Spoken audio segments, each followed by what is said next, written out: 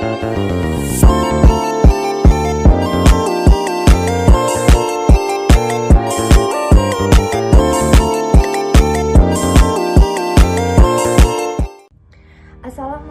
warahmatullahi wabarakatuh. Perkenalkan, saya Susilawati dari Program Studi D3 Teknologi Laboratorium Medis akan menjelaskan tentang morfologi, siklus hidup, faktor atau penyakit, serta cara mendiagnosis pada nyamuk Anopheles. Baiklah, yang pertama itu ada morfologi pada nyamuk Anopheles. Nyamuk mempunyai ukuran badan 3,5 sampai 5 mm. Badannya bersisik atau disebut dengan skeles. Kepala mempunyai 2 antena, 2 pasang sayap pada dada atau disebut dengan toraks. Mempunyai 3 pasang kaki. Tipe alat mulut menusuk dan menghisap atau disebut dengan proboscis. Digunakan untuk menghisap darah manusia dan binatang. Kemudian, nyamuk Anopheles dewasa berukuran 4,13 mm dengan tubuh tampak rapuh namun memiliki struktur tubuh yang diperkuat oleh rangka ekso dan endoskeleton yang kuat untuk melindungi alat-alat dalam yang lembut. Nyamuk Anopheles hinggap dalam posisi menukik dan membentuk sudut. Waktu menggigit dilakukan pada malam hari.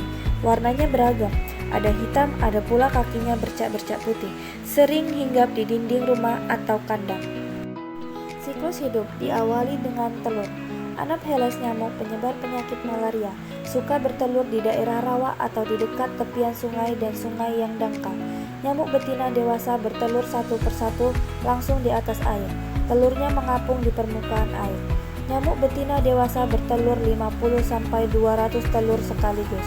Telur tidak tahan terhadap kekeringan. Kemudian larva. Larva hidup di air. Mereka menetas dari telur nyamuk.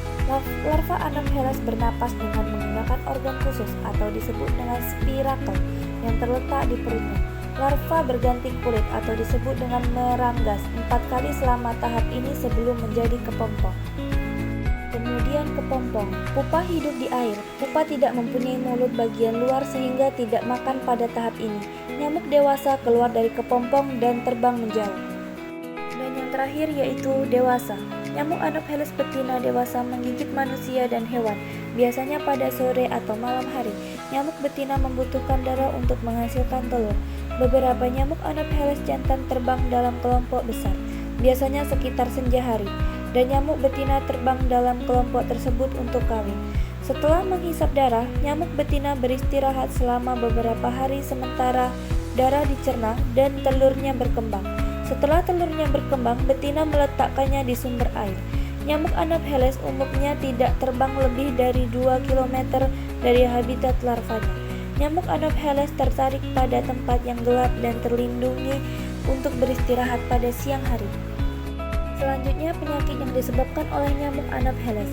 Yang pertama itu ada malaria, yang disebabkan oleh parasit Plasmodium atau terutama Plasmodium falciparum, Plasmodium vivax, Plasmodium oval, dan Plasmodium malaria.